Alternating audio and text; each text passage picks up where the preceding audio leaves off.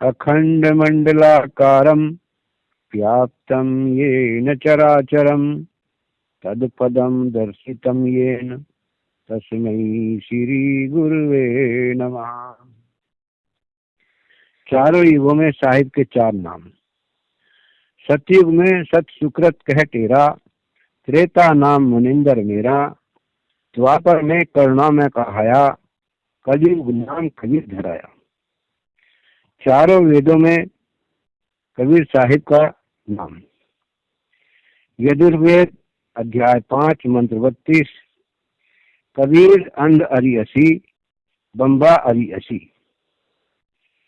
कबीर परमेश्वर पाप के शत्रु हैं, अर्थात पाप विनाशक कबीर हैं। बंधन अरि असी, बम्बा अरि असी यानी बंधन के शत्रु हैं। बंधनों को काटने वाले कबीर साहब हैं, बंदी छोड़ कबीर परमेश्वर हैं। सामवेद अध्याय 3 खंड 5 और मंत्र 8, मनीषी भी पवते पूर्व्या कबीर निर्भयत परिकोशाम अशिक्षदत तीर्थस्य नाम जैनयन मधु क्षरयन इंद्रस्य वायुम सख्याम वर्धयन। सनातन अर्थात सबसे प्रथम प्रकट कबीर परमेश्वर मानव रूप धारण करके अर्थात गुरु रूप में प्रकट होकर बुद्धिमान भक्तों को 3 मंत्र का नाम देकर उपदेश करके पाप रहित यानी पवित्र करके जन्म मरण से रहित करते हैं, तथा उसके प्राण अर्थात जीवन श्वासों को जो संस्कारवश गिनती के डाले हुए होते हैं अपने भंडार से उनको भर देते हैं, जिस कारण से परमेश्वर के वास्तविक आनंद को अपने आशीर्वाद प्रसाद से प्राप्त करवाता है। ऋग्वेद मंडल 9 सूक्त 96 मंत्र 17 में बताया है, शिशुम जज्ञानम हर्यतम मृजंती सुवंती वहिन मरुतः गणेन कबीर गिरवी काद्येना कबीर संत सोमा पवित्रम अत्येति रेवन। पूर्ण परमात्मा मनुष्य के बच्चे के रूप में जानबूझकर प्रकट होता है तथा अपने तत्व ज्ञान को उस समय निर्मलता के साथ शुभ वाणी उच्चारण करता है।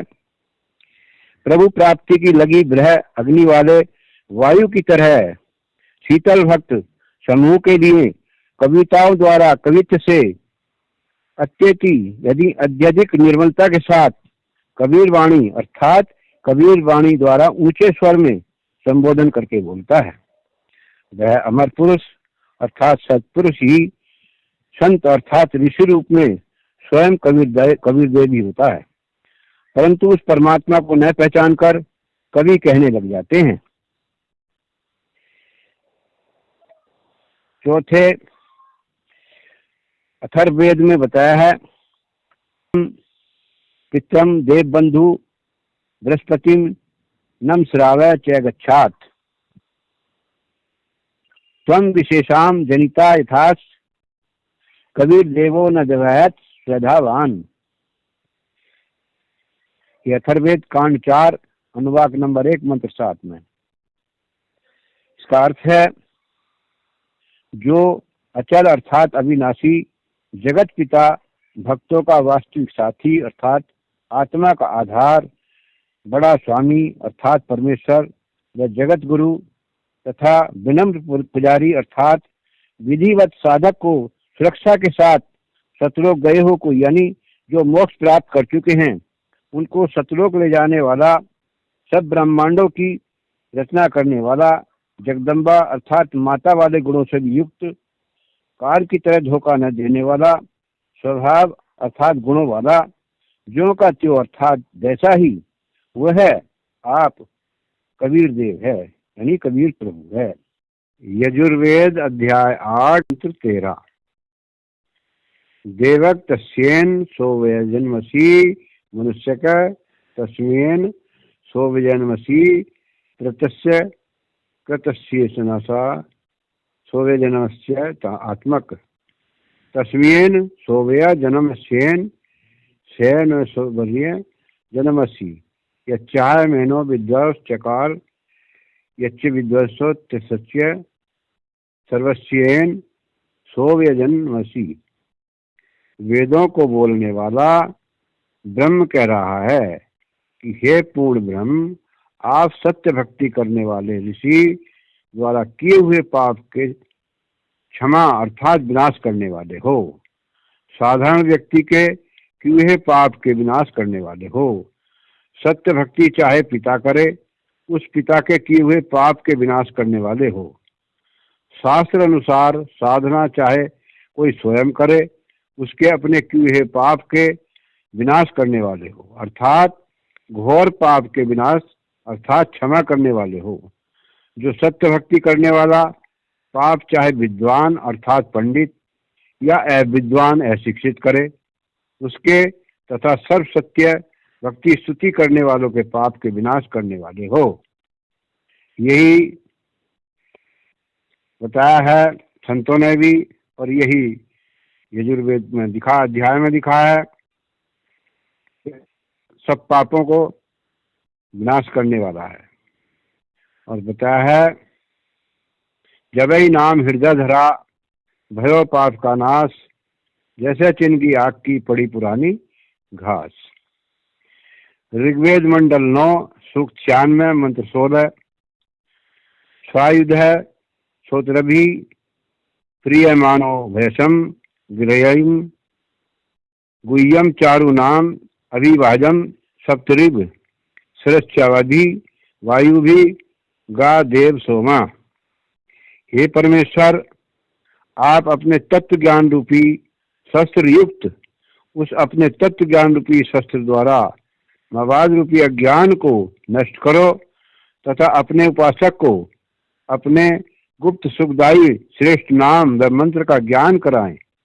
हे परमेश्वर, आपके तत्व ज्ञान की लोकोक्ति कानों को अति प्रिय लगने वाली अर्थात जीवनदायिनी अर्थात मोक्षदायक है, उस यथार्थ ज्ञान नाम का ज्ञान कराएं।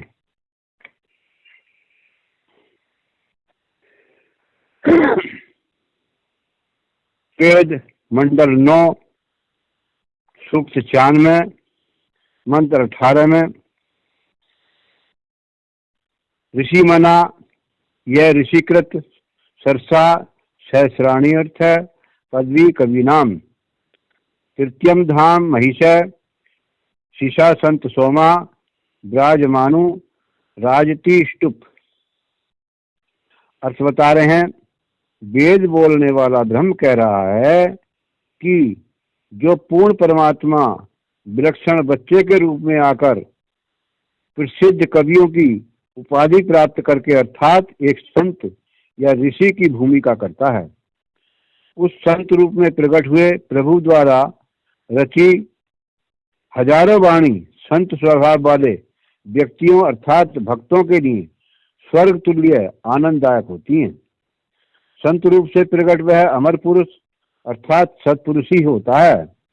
वह पूर्ण प्रभु तीसरे यानी मुक्ति लोक अर्थात सतलोक की सुदृढ़ पृथ्वी को स्थापित करके पश्चात मानव सदृश संत रूप में गुम्मत अर्थात गुम्बज में ऊंचे टीले रूपी सिंहासन पर विराजमान है। अवधू अविगत से चल आया मेरा भरम भेद ना पाया। अवधू अविगत से चल आया ना मेरा जन्म ना गर्भ बसेरा बालक बन दिखलाया। ना मेरा जन्म ना गर्भ बसेरा बालक बन दिखलाया। काशी शहर जल कमल पर डेरा कहाँ जुलाए ने पाया। अवधू अविगत से चल आया मेरा भरम भेद ना पाया। मात पिता मेरे कछु नाही ना मेरे घर दासी। मात पिता मेरे कछु नाही ना मेरे घर दासी। जुल्हे का सुत आन कहाया, जगत करे मेरी हासी। अवधू अविगत से चल आया, मेरा भरम भेद ना पाया। पांच तत्व का धड़ नहीं मेरे, जानू ज्ञानू अपारा। पांच तत्व का धड़ नहीं मेरे, जानू ज्ञानू अपारा। सत स्वरूपी नाम साहब का, वो ही नाम हमारा। अवधू अवगत से चल आया, मेरा भरम भेद ना पाया। अधर दीप गगन गुफा में, अधर दीप गगन गुफा में, कहाँ निज वस्तु हमारा। तेरा ज्योति स्वरूपी अलख निरंजन, वो भी धरता ध्यान हमारा। अवधू अवगत से चल आया, मेरा भरम भेद ना पाया। हाड़ चाम लहू ना मेरे, हाड़ चाम लहू ना मेरे, कोई जाने सतनाम उपासी। कारण तरुण अभय पद दाता, मैं हूँ कबीर अविनाशी। अवधू अविगत से चल आया, मेरा भरम भेद ना पाया। अवधू अविगत से चल आया, मेरा भरम भेद ना पाया।